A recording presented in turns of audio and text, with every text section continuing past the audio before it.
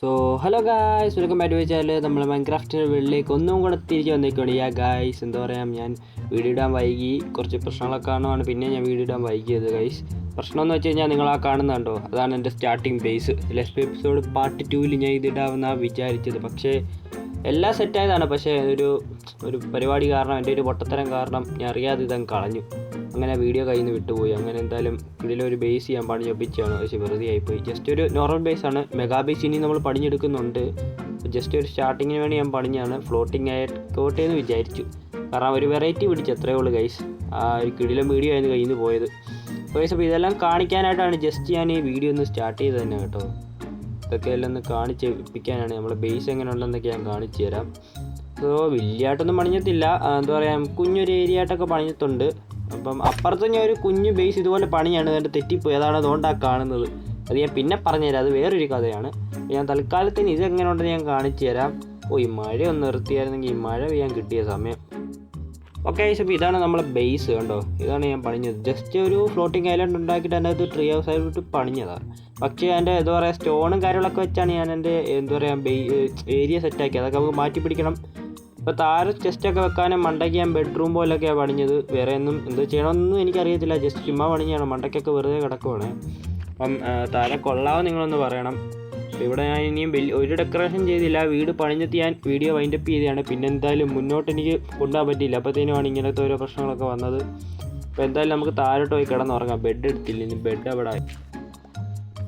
Okay, രാവിലെ ആയിട്ടുണ്ട്. ഇതാണ് ഉള്ള ബേസ്. കാണാൻ ഒരു ലുക്കുണ്ടല്ലേ എന്നാൽ എനിക്ക് തോന്നുന്നത്. വലിയ ഇതൊന്നും ഇല്ല, ചുമ്മാ ഒരു ഇതിന് ഞാൻ പണിഞ്ഞ ഒരു ഫ്ലോട്ടിംഗ് ആയിട്ട്. അപ്പോൾ നമുക്ക് എന്തായാലും മണ്ടക്കോട്ട്. അയ്യോ, പിന്നെ തല്ലിക്കൊല്ലട്ടെ. എൻ്റെ ബെഡ് എൻ്റെ കയ്യിൽ. അയ്യോ ഇപ്പോൾ ചാകുമല്ലോടാ. ഇപ്പോൾ ചത്തനത് കൊന്നായിരുന്നെങ്കിൽ ഞാൻ അങ്ങ് അറ്റത്തും എല്ലാം വന്ന് സ്പോണായിരുന്നു. ബെഡ് റീസ്പോയിൻ്റ് അവിടെ സെറ്റാണല്ലോ. ശരിയാണ്, മറന്നുപോയി. അപ്പോൾ നമുക്ക് എന്തായാലും ഹങ്കർ ഒന്ന് ഫുള്ളാകട്ടെ. ഇപ്പം ഞാൻ ചത്തുപോകും. അയ്യോ, ഹാഫ് ഹെൽത്ത്. ഓക്കെ, അപ്പോൾ നമുക്ക് എന്തായാലും എന്താ പറയുക, കുറച്ച് വുഡും കാര്യങ്ങളൊക്കെ വെച്ച് മണ്ടക്കോട്ടൊരു എന്താ പറയുക, ഒരു ലാഡറൊക്കെ വെച്ച് ഒരു വഴി പണിയാം. ഇല്ലെങ്കിൽ നമുക്ക് ഇങ്ങനെ ബ്ലോക്കൊക്കെ വെച്ച് കയറി പോകേണ്ട ഒരു എന്തോ ഇവിടെ ഞാൻ ഈ വില്ലേജ് ഇത്ര നാളായിട്ട് ഈ ഒരു വീട് കണ്ടെത്തു പോലും ഇല്ല. കൊള്ളാം കേട്ടോ. അവിടെ ഇനി വലിയതാണ്. ഇനി താഴോട്ട് വല്ലതും ഉണ്ടോ? ഇനി അങ്ങോട്ട് പോയി നോക്കണോ? പോയി നോക്കിയിട്ട് വരാവേ. ഇതിലായിട്ട് ആ വീട് കണ്ടതില്ല. ഇത്രയും നാളെ ഞാൻ വില്ലേജ് കാണുന്നത് തിപ്പര ഇത് കാണുന്നത് തന്നെ. താഴോട്ട് എന്തോ വലിയ കേവ് പോലൊക്കെ എന്തൊക്കെ ഉണ്ടല്ലോ. ഇനി ഭയങ്കര ഇട്ട്. അയ്യോ, ഈ ക്രീപ്പർ അവിടെ വയ്ക്കുന്നു. എന്താ ഇങ്ങനെ തിളങ്ങുന്നത്? എനിക്ക് തോന്നുന്നത് ഞാൻ ഈ ഷെയ്ഡറിൻ്റെ ആണെന്ന് തോന്നുന്നത് ക്രീപ്പർ തിളങ്ങുന്നത്. കൊള്ളാം കേട്ടോ, വലിയൊരു ഹൗസ്. പക്ഷേ ഇവിടുത്തെ ഇരുട്ടത്തായതുകൊണ്ട് മോബൊക്കെ ഒരുപാട് സ്പോണാകും. താഴെയെല്ലാം ഉണ്ടോ? വുഡൊക്കെ കളക്ട് ചെയ്ത് ഇനി നമുക്ക് എന്താ പറയുക, മണ്ടക്കോട് കുറച്ച് എന്താ പറയുക, വുഡ് വെച്ചത് മണ്ടക്കോട് നമുക്കൊരു ലാഡറൊക്കെ വെച്ച് സെറ്റാക്കാം. ഇല്ലെങ്കിൽ പിന്നെ എപ്പോഴും ഡേട്ട് വെച്ച് കയറി പോകേണ്ടി വരും. പിന്നെ നമുക്ക് ഫ്യൂച്ചറിൽ എന്താ പറയുക, എന്താ പറയുക, ലിഫ്റ്റ് സെറ്റാക്കാം. നമുക്ക് അതിന് വേണ്ടി മാഗ്മ ബ്ലോക്കും വാട്ടറിൻ്റെ പരിപാടിയൊക്കെ വെച്ച് ഒരു ലിഫ്റ്റ് സെറ്റാക്കാം. അത് ഞാൻ പഠിച്ചില്ല, എങ്ങനെ പഠിക്കണം, അതെങ്ങനെ സെറ്റാക്കണം. അപ്പോൾ കറക്റ്റ് ഏരിയ ഇത് തന്നെയാണോ? ഓക്കെ, ഇവിടെ തന്നെ. അപ്പോൾ ഇവിടെ നമുക്ക് മണ്ടക്കോട്ട് കയറി പോകാം. അവിടെ എത്തിയിട്ട് നമുക്ക് അവിടുന്ന് ലാഡർ ഉണ്ടാക്കി താഴോട്ട് വരാം. ഇവിടെ താഴെ വീഴുമോ? ഇവിടെ വെച്ചത് കൊള്ളാൻ തോന്നുന്നല്ലേ? എനിക്കിഷ്ടം. നിങ്ങൾ കമൻറ്റ് ചെയ്യണം കേട്ടോ, എങ്ങനെ ബേസ് കൊള്ളാവോ ഇല്ലയോ. ജസ്റ്റ് ഒരു സ്റ്റാർട്ടിങ് ബേസ് ആണ്. നമുക്ക് മുന്നോട്ട് കുറച്ച് കാലത്തേന് ഇതും കൊണ്ട് കണ്ടിന്യൂ ചെയ്യണം. പിന്നെ വലിയൊരു ബേസൊക്കെ നമുക്ക് ഒരുപാട് റിസോഴ്സൊക്കെ കളക്ട് ചെയ്തിട്ട് ബാക്കി വലിയൊരു ബേസ് പണിയും.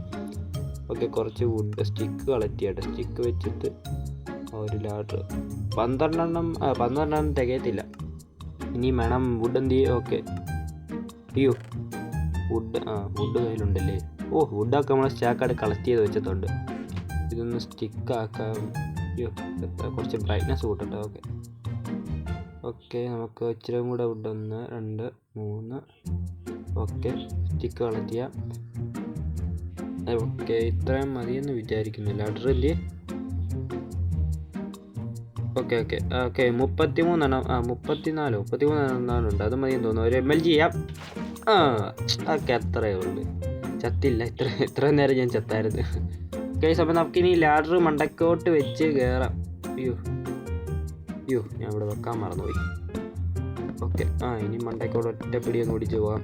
കാരണം ഇതാണ് നമുക്ക് പെട്ടെന്ന് മണ്ടക്കോട്ട് കയറാം. തൽക്കാലത്തേന് ഇത് ഇരിക്കട്ടെ. ഇനി മുന്നോട്ട് നമുക്ക് കിടിലോട്ടൊക്കെ പണിയാം. കറക്റ്റാണോ ഇത്? ആണല്ലേ, കറക്റ്റാന്ന് തോന്നുന്നല്ലേ. ഇത്രയും മതിയെന്ന് വിചാരിക്കുന്നു. അപ്പോൾ ഇങ്ങനെ താഴോട്ട് പോയാൽ ഇവിടുത്തെ ഇങ്ങനെയും പോകാം അല്ലേ. ഓക്കെ, അപ്പം വലിയ വൃത്തികേടില്ലെന്ന് തോന്നുന്നു. കൊള്ളാൻ തോന്നുന്നല്ലേ.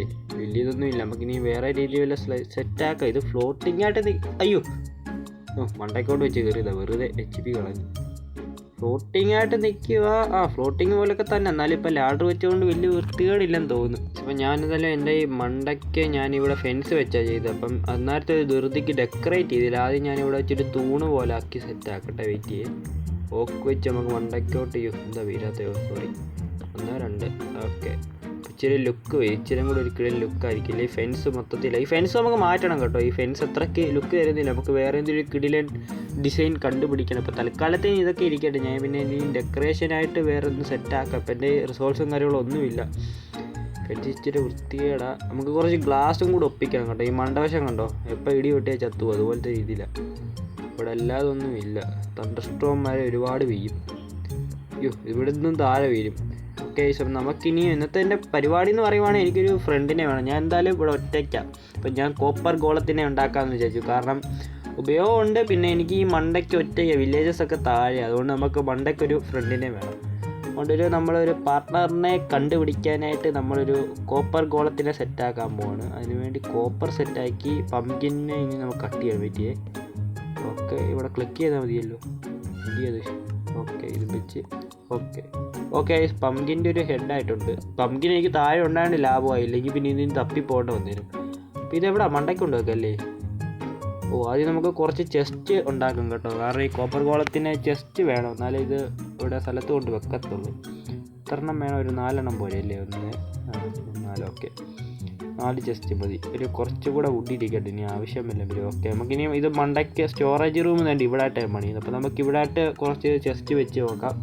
ഇവിടെ മതിയും തോന്നുന്നു, കുഴപ്പമില്ല. ഇവിടെ വെച്ചാൽ കൊള്ളാമെന്ന് തോന്നുന്നു. ഓക്കെ, ഇവിടെ തന്നെ വെക്കാം.